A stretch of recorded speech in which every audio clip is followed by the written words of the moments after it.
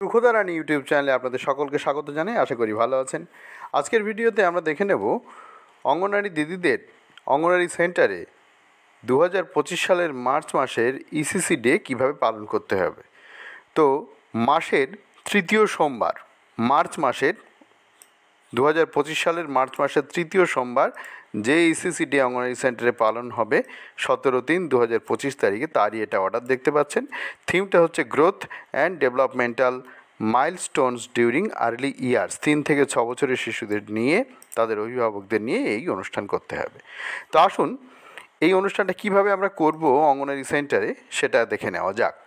দেখুন, মার্চ মাস শিশুর বেড়ে ওঠা ও বিকাশের বিভিন্ন স্তর, যেটা ইংরেজিতে মাইলস্টোন এখানে রয়েছে, growth and development milestones during early years. তো এখানে বাংলাতে করা রয়েছে। এবারে অধিবেশনের রূপরেখা প্রত্যেকবারের মতো এবারও দেওয়া হয়েছে। দেখুন, তো প্রথম যেটা আমাদের করতে হবে, এটা আর আমি পড়ছি না, একদম মূল কি করতে হবে সেখান থেকেই শুরু করছি। অভ্যর্থনা সময়সীমা 5 মিনিট। সবাইকে স্বচ্ছন্দ বোধ করানোর জন্য প্রাথমিক কিছু আলাপচারিতা করে নেবেন। অভিভাবকদের সঙ্গে যে শিশুরা এসেছে তারা নিজেদের পছন্দ মতো 4টি কোণে খেলায় ব্যস্ত থাকবে এবং সহায়িকা তাদের দেখাশোনা করবেন।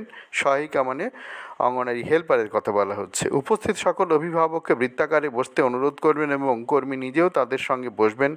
প্রত্যেক অংশগ্রহণকারী একে অপরের সঙ্গে পরিচিত হবেন। মজার খেলা। উপস্থিত অভিভাবকদের নিয়ে অঙ্গনওয়াড়ি কর্মী একটি মজার খেলা খেলবেন। কেন্দ্রে উপস্থিত শিশুরা খেলতে ইচ্ছুক হলে তাদেরকেও এই খেলায় নেওয়া হবে। অভিভাবকদের 3টি দলে ভাগ করা হবে। 3টি দলের মধ্যে 2টি দল পরস্পরের মুখোমুখি হয়ে লাইন করে দাঁড়াবে। 2টি দলকে হাত উপরে তুলতে বলুন এবং উল্টো দিকে দাঁড়ানো সঙ্গীর হাত ধরতে বলুন, যাতে এইভাবে একটি টানেল বা সুড়ঙ্গ তৈরি হয়। তো বুঝতেই পাচ্ছেন কিভাবে দাঁড়াতে বলছে আর কীভাবে সুড়ঙ্গ তৈরি করতে বলছে। এবার তৃতীয় দলটিকে ওই সুড়ঙ্গ বা টানেলের মধ্য দিয়ে যাওয়ার চেষ্টা করতে হবে। পরের ধাপে দ্বিতীয় ও তৃতীয় দল সুড়ঙ্গ বা টানেল তৈরি করবে, কিন্তু এবার অংশগ্রহণকারীরা বসে একে অপরের হাত ধরবেন। এখন প্রথম দল ওই সুড়ঙ্গ বা টানেলের মধ্য দিয়ে যাবে। খেলা শেষে অঙ্গনওয়াড়ি কর্মী অংশগ্রহণকারীদের চিন্তা করতে বলবেন এবং খেলার কোন অংশটি তাদের সবচেয়ে ভালো লেগেছে তা জানতে চাইবেন। এবার তিনি অংশগ্রহণকারীদের কাছে জানতে চাইবেন এই খেলাটির জন্য শিশুদের কোন দক্ষতার প্রয়োজন বলে তারা মনে করেন। দেখুন, পুনরালোচনা সময়সীমা 5 মিনিট। উপস্থিত সকল অভিভাবকদের সঙ্গে গোলে বসে কর্মীরা আগের অধিবেশনের বিষয়বস্তু সম্পর্কে আলোচনা করবেন। যেমন, অভিভাবকরা বাড়িতে শিশুদের সঙ্গে কি কি অ্যাক্টিভিটি করেছেন, সেখানে শিশুরা কতটা অংশগ্রহণ করেছে, কাজটি শিশু নিজে নিজে কতটা করতে পেরেছে, কাজটি করার সময় শিশু এবং অভিভাবকরা কি কোনো সমস্যার সম্মুখীন হয়েছেন। এরপর অঙ্গনওয়াড়ি কর্মী অধিবেশনের শিডিউল, অর্থাৎ কতক্ষণ ধরে কি কি বিষয় নিয়ে অধিবেশন চলবে তা অভিভাবকদের জানাবে এবং অধিবেশনের পরবর্তী পর্যায়ে এগিয়ে যাবেন। প্রদর্শন ও চর্চা। বিকাশের ধারা ও বিকাশের স্তর সম্পর্কে আলোচনা। সময়সীমা 25 মিনিট। এই অংশের শুরুতে অঙ্গনওয়াড়ি কর্মী অভিভাবকদের নিচের প্রশ্নগুলো করতে পারেন। কোন বয়সে? প্রশ্নগুলো হলো এইরকম: কোন বয়সে আপনার শিশুরা বসতে শিখেছে? কখন সে প্রথম দাঁড়াতে শিখেছে? কোন বয়সে আপনার শিশু হাঁটতে শিখেছে? কখন কথা বলতে শিখেছে? সুতরাং আপনি দেখতে পাচ্ছেন যে শিশুদের বিকাশ একটি বিশেষ ক্রম অনুসরণ করে এবং একটি নির্দিষ্ট সময়ে ঘটে। আপনি বিকাশের 5টি ডোমেন বা ধারা সম্পর্কে শুনেছেন: শারীরিক বিকাশ, সামাজিক আবেগজনিত বিকাশ, ভাষার বিকাশ, বৌদ্ধিক বিকাশ এবং সৃজনশীলতার বিকাশ। এই যে 5টি ডোমেন বা ধারা, সেই 5টা এখানে বলছে: শারীরিক বিকাশ, সামাজিক আবেগজনিত বিকাশ, ভাষার বিকাশ, বৌদ্ধিক বিকাশ এবং সৃজনশীলতার বিকাশ। এই 5টি বিকাশের ধারা একটি নির্দিষ্ট ক্রম অনুসরণ করে। যেমন, আপনারা লক্ষ্য করেন একটি নির্দিষ্ট বয়স সীমার মধ্যে সমস্ত শিশু কিভাবে কথা বলতে হয়, কিভাবে হাঁটতে হয় ইত্যাদি শেখে। অভিভাবক হিসাবে হয়তো আপনারা অন্যান্য বিকাশের তুলনায় শারীরিক বিকাশের স্তরগুলো নিয়ে বেশি সচেতন, কিন্তু নিম্নলিখিত 3টি কারণে বিকাশের অন্যান্য স্তরগুলো সম্বন্ধেও সচেতন হওয়া আপনাদের জন্য গুরুত্বপূর্ণ। 1. আপনি আপনার শিশুর বয়স উপযোগী সহায়তা প্রদানের মাধ্যমে তার বিকাশে সহায়তা করতে পারবেন। একজন অভিভাবক হিসাবে আপনি যখন আপনার সন্তানের বিভিন্ন বিকাশের স্তর সম্পর্কে সচেতন হবেন, তখন তার বিকাশের স্তরের সাথে সামঞ্জস্য রেখে তার সঙ্গে বিভিন্ন অ্যাক্টিভিটি করতে পারবেন এবং তাতে আপনার প্রত্যাশাও বাস্তবসম্মত হবে। একটি নির্দিষ্ট বয়স আছে যখন শিশুরা লুকোচুরি, টুকি খেলাগুলি সবচেয়ে বেশি উপভোগ করে, প্রায় 2 থেকে 3 বছর বয়সে, কারণ তারা সবেমাত্র বুঝতে শুরু করেছে যে দেখতে না পাওয়া গেলেও বস্তুগুলি বিদ্যমান থাকে। শিশুরা একটা নির্দিষ্ট বয়সে তাদের বেশি বিচ্ছেদ উদ্বেগ ভোগে। এক্ষেত্রে যদি কোনো কাজের জন্য আপনার সন্তানকে একা রেখে যেতে হয়, তবে উদ্বেগ কমানোর জন্য আপনাকে যথাযথ ব্যবস্থা নিতে হবে। 2. আপনার শিশুর বিকাশের স্তর সম্পর্কে যদি আপনি সচেতন হন, তবেই তার অগ্রগতি ট্র্যাক করতে বা চিহ্নিত করতে সক্ষম হবেন। আপনি যদি কোনো একটি নির্দিষ্ট স্তরে আপনার শিশুর বিকাশে বিলম্ব লক্ষ্য করেন, তবে তার জন্য যথাযথ ব্যবস্থা নিতে পারবেন। যদি কোনো শিশুর বিকাশে বিলম্ব ঘটে, তবে তা যত দ্রুত সম্ভব শনাক্ত করা শ্রেয়। একটি উদাহরণ দিয়ে বোঝানো যাক, যখন আপনার সন্তানের বয়স 6 সপ্তাহ, তখন বিকাশের স্তরগুলোর মধ্যে একটি হলো সে উচ্চ শব্দে চমকে উঠবে। যদি আপনার শিশু তেমন না করে, তবে তার শ্রবণ সংক্রান্ত সমস্যা হওয়ার সম্ভাবনা রয়েছে এবং আপনাকে এ বিষয়ে ব্যবস্থা নিতে হবে। 3. শিশুর বিকাশের কোনো বিলম্ব চিহ্নিত করতে পারলে আপনি সহায়তার জন্য ডাক্তারের কাছে যাবেন। আপনি কর্মীর সঙ্গেও কথা বলতে পারেন এবং তিনি আপনাকে পরবর্তী পদক্ষেপের জন্য পরামর্শ দিতে পারেন। উদাহরণস্বরূপ, আপনি যদি তার কাছে এ ধরনের কোনো সমস্যা নিয়ে আসেন, তাহলে তিনি আপনাকে নির্দেশনা দিতে পারেন কিভাবে বিশেষজ্ঞর সহায়তা এবং সাহায্য পেতে পারেন।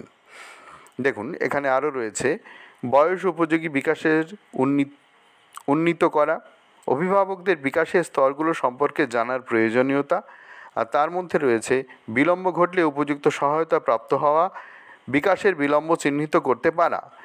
কেন্দ্রে বিশেষ চাহিদা সম্পন্ন শিশু থাকলে যা মাথায় রাখা প্রয়োজন। বিশেষ চাহিদা সম্পর্ক বা বিশেষভাবে সক্ষম বা এই ধরনের শিশু যদি থাকে, তাদের জন্য কী ধরনের চিন্তাভাবনা আমাদের রাখতে হবে বা কী করণীয়, সেগুলো দেখুন।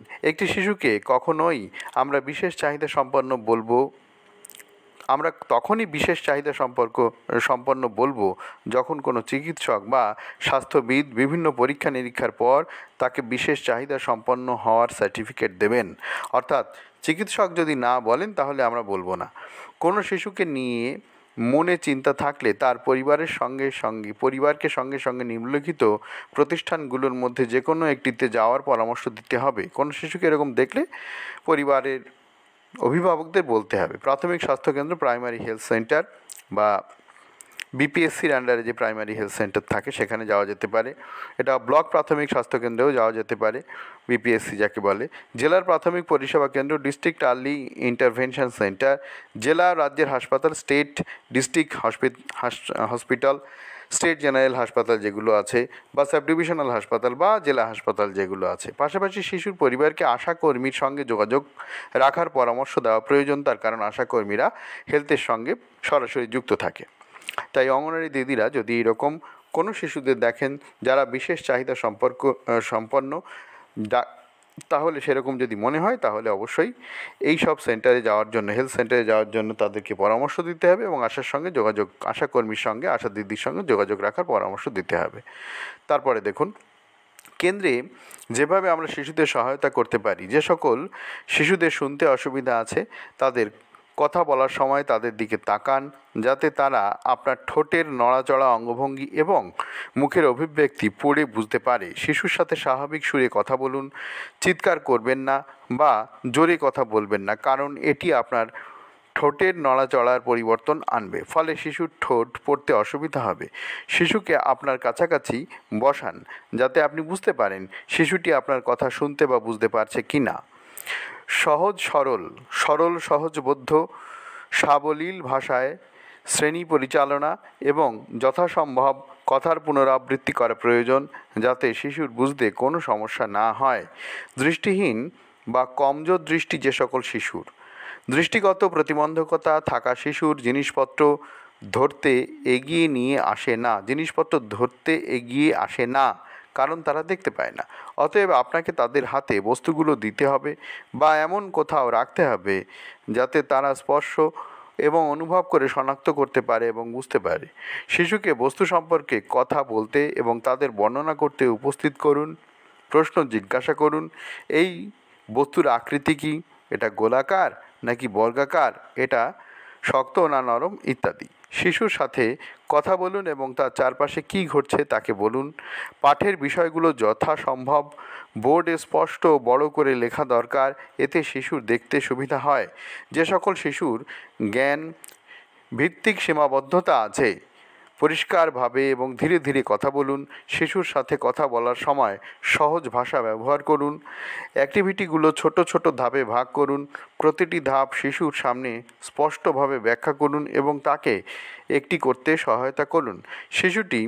প্রতিটি শিশুকে কোনো কিছু ধারণা দিতে সাহায্য করার জন্য আপনাকে আলাদাভাবে তাকে সময় দিতে হবে।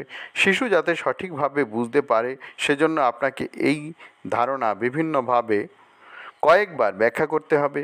শিশুর আগের দিন ব্যাখ্যা করার ধারণাগুলো পরের দিন ভুলে যেতে পারে, সেক্ষেত্রে ধৈর্য ধরতে হবে। শিশুর উপর বিরক্ত ভাব বা রাগ করলে চলবে না।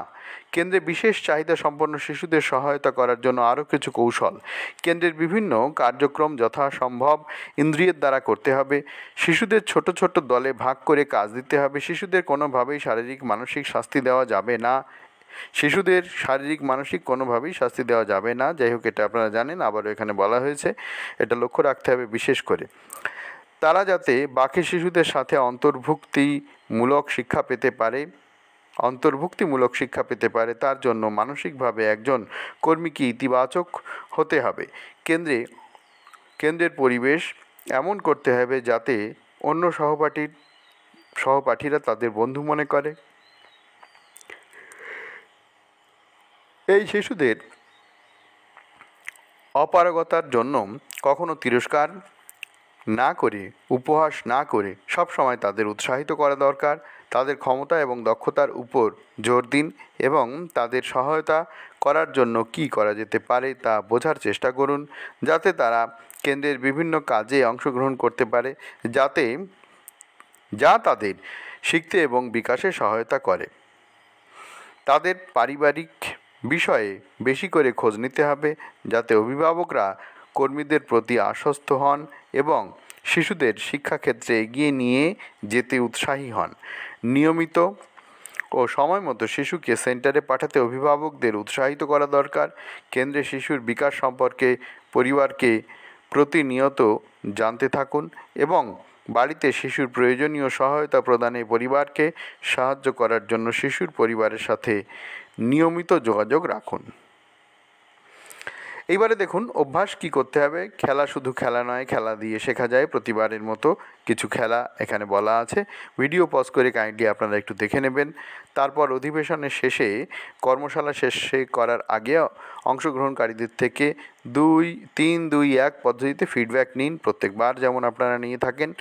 তো এটা আপনারা জানেন কি করতে হবে। 3টি জিনিস যা আজ শিখলেন, 2টি জিনিস যা আপনাকে করতে হবে, 1টি জিনিস যা আপনি অন্য অভিভাবকদের জানতে চান। এগুলো আপনারা আগেও করেছেন, জানেন। তারপরে দেখুন অভিভাবকদের জন্য ক্যালেন্ডার। ভিডিও পজ করে কাইন্ডলি ক্যালেন্ডারটি দেখে নেবেন। প্রথম দিন, দ্বিতীয় দিন, তৃতীয় দিন, চতুর্থ দিন, পঞ্চম দিন, খেলা, উপকরণ ইত্যাদি এগুলো রয়েছে। দ্বিতীয় সপ্তাহেও ঠিক একই রকমভাবে খেলা, প্রথম থেকে ষষ্ঠ দিন পর্যন্ত রয়েছে খেলা, উপকরণ, গান, গল্প ইত্যাদি, কথোপকথন ইত্যাদি রয়েছে। তৃতীয় সপ্তাহেও ঠিক একই রকমভাবে রয়েছে, কাইন্ডলি ভিডিও পজ করে একটু দেখে নেবেন। চতুর্থ সপ্তাহেও ঠিক একই রকম রয়েছে, একবার একটু দেখে নেবেন। তো এগুলো আপনারা প্রত্যেক মাসেই করে থাকেন, মোটামুটি সবাই জানেন। আর একবার একটু স্মরণ করিয়ে দেওয়া বা একটু বলে দেওয়া, সেটাই আমি করলাম। এইবারে দেখুন পোষণ ট্র্যাকারে কিন্তু এটাকে আপনাদের তুলতে হবে। পোষণ ট্র্যাকারে গিয়ে ইভেন্টসের মধ্যে যাবেন, মোর অপশানে প্রথমেই যেতে হবে, তারপরে ইভেন্টসে যাবেন। ইভেন্টসে যাওয়ার পরে দেখবেন মোর অপশানে গিয়ে ইভেন্টসে যাওয়ার পরে তারপরে সিবিইতে ক্লিক করতে হবে। সিবিইতে ক্লিক করার পরে অ্যাড সিবিইতে যেতে হবে। অ্যাড সিবিইতে যাওয়ার পরে ডেটটা মেনশান করতে হবে। এটা হচ্ছে তৃতীয় সোমবার মাসের তৃতীয় সোমবার অর্থাৎ 17ই মার্চ 2025, 17/3/25 এই ডেটটা সিলেক্ট করতে হবে। সিলেক্ট করে থিম সিলেক্ট করতে হবে। থিমটা যেটা সিলেক্ট করতে হবে সেটা দেখুন, getting ready for pre school at AWC। এই থিমটা পোষণ ট্র্যাকারে যেটা আছে এই থিম, কিন্তু আমরা যেটা থিম এইমাত্র দেখলাম সেটা কিন্তু অন্য থিম, এটা মাথায় রাখবেন। ডেভেলপমেন্টাল এটা নয়, পোষণ ট্র্যাকারের জন্য থিমটা হচ্ছে getting ready for pre school at AWC। আশা করি আপনারা বুঝতে পেরেছেন। তো এইটা করতে হবে, এই থিমটা সিলেক্ট করতে হবে, সিলেক্ট করে সাবমিট করতে হবে, সাবমিট করে রেকর্ড আপডেটেড সাকসেসফুলি, এটা হয়ে গেলেই কিন্তু পোষণ ট্র্যাকারের কাজটা আপনার হয়ে যাবে। যদি কোথাও ভুল থাকে তাহলে 24 ঘন্টার মধ্যে আপনার সেটা পরিবর্তনও করতে পারেন। এই হলো আমাদের মান্থলি ECC-Dতে যে কাজগুলো করতে হবে সেগুলো সংক্ষেপে আপনাদের সঙ্গে বর্ণনা করলাম। তো ভিডিওটা দেখে আপনারাও সেন্টারে এই কাজগুলো করতে থাকুন বা করবেন, প্রত্যেকবারই আপনারা করে থাকেন সাফল্যের সঙ্গে, আশা করি এবারও করবেন। তো ভিডিও ভালো লাগলে লাইক করবেন, শেয়ার করবেন বন্ধুদের মধ্যে। আর এই ধরনের বা আরও অন্যান্য বিভিন্ন ইনফরমেশনের ভিডিও পাওয়ার জন্য চ্যানেলটাকে সাবস্ক্রাইব করে রাখুন, যাতে এই ধরনের রেয়ার ভিডিওর নোটিফিকেশান সবার আগে আপনি পেয়ে যান। ভালো থাকবেন, দেখা হবে পরের ভিডিওয়ে।